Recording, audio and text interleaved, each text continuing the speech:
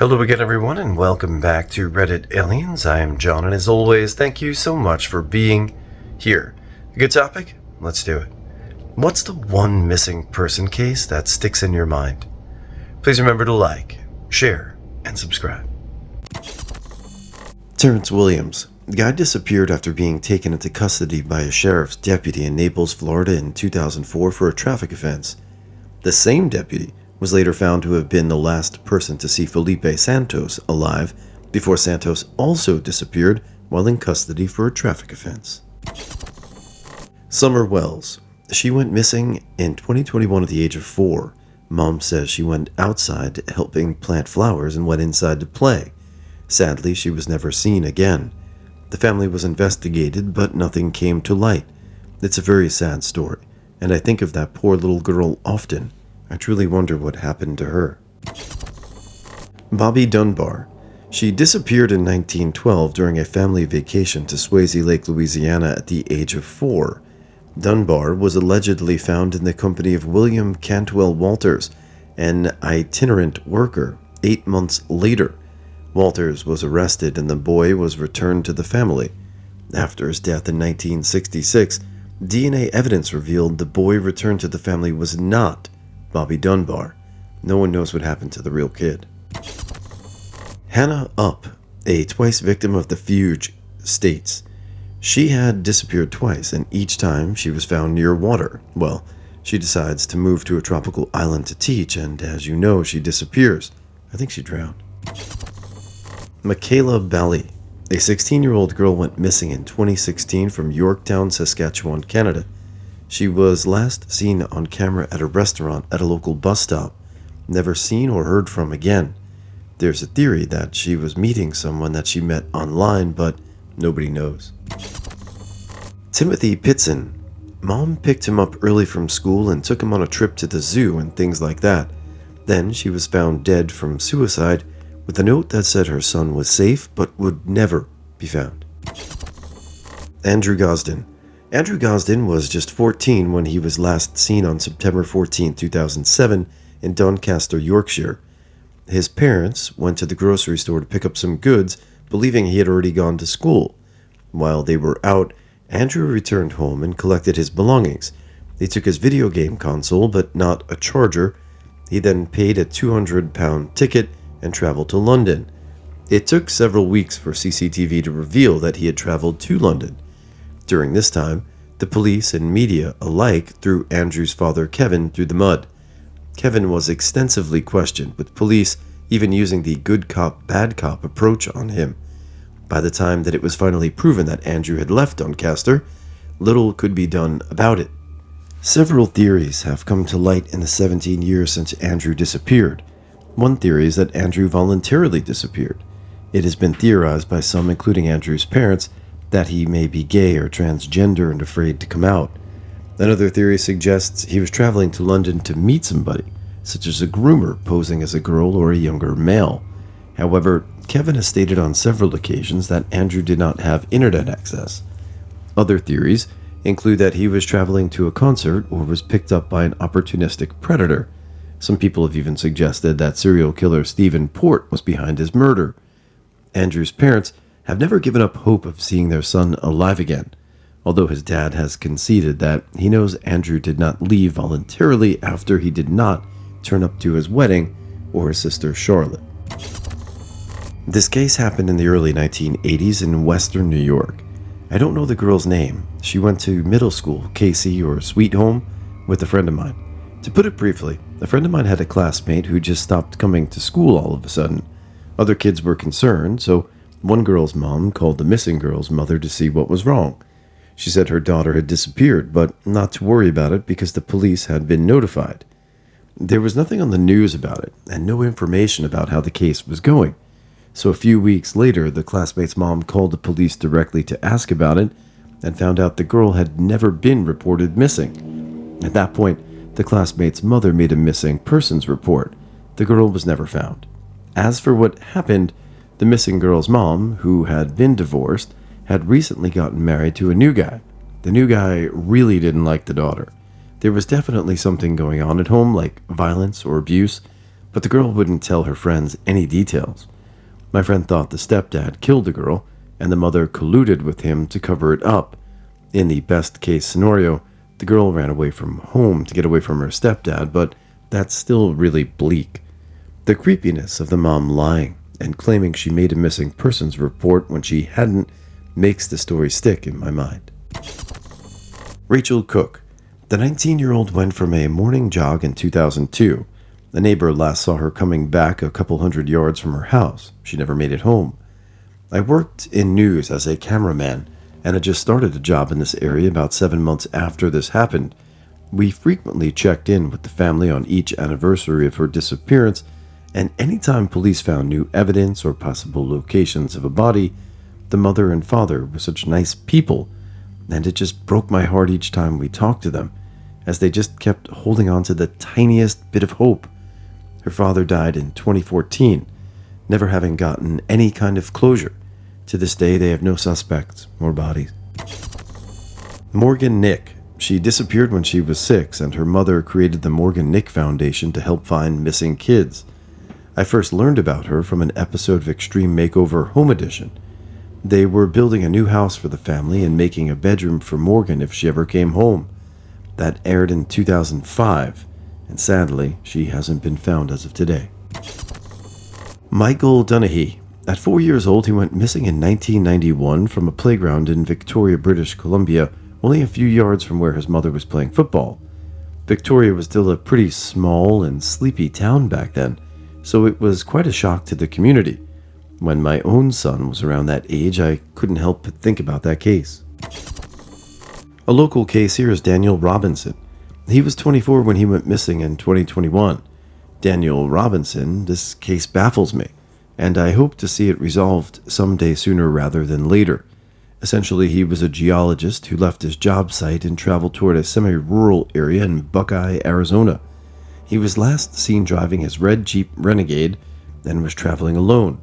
The Jeep was later found crashed in a ravine with his personal items still inside of it: cell phone, wallet, keys. I suspect he sustained a head injury from the accident, and then, unfortunately, wandered further into the desert and died from dehydration or his injuries. His body has never been found. A friend from high school vanished in college. He got in a car accident, took an Uber to a seemingly random town, and was never seen again. Dogs lost their scent on a side road with almost nothing nearby. There's a theory that he walked out on life, but the events leading up to his disappearance just don't feel right. If he set it up, why the car accident? How does that help him vanish? If he had someone waiting to pick him up, why risk injury in an accident? My sister-in-law and mother-in-law were missing for 25 years before my wife's efforts led them to be found. The mother-in-law had gone into hiding to protect the younger daughter from SA.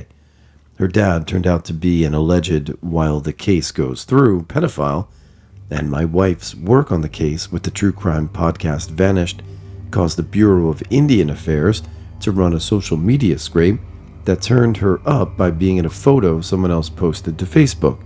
Anyway, we helped pay for the lawyer, and the first thing her mother heard after being taken into custody was a lawyer saying, "Your daughter sent me." Long story short, we got to meet her, and they have a wonderful relationship now.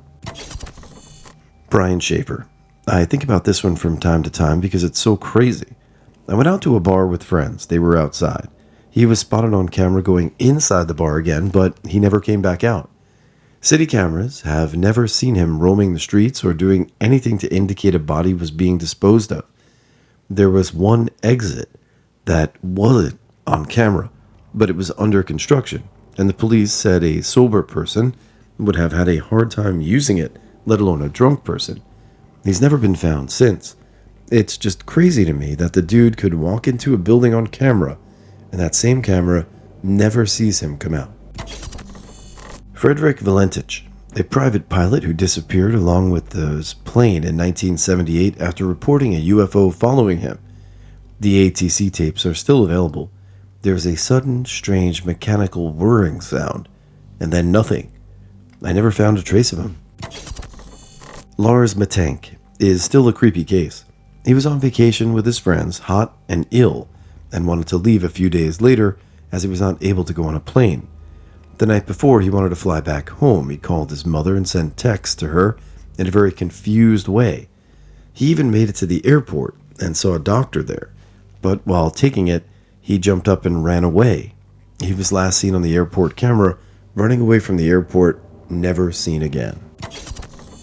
A friend went missing. Other friends and I went looking based on a clue from Facebook. The clue was some random person leaving a public message on the missing person post on a family member's page. This person claimed to have seen them and tagged someone else. The family member asked where they were seen, and we found the first location. Later in the evening of the same day, the tagged person replied publicly that yes, in fact, that was the person they saw.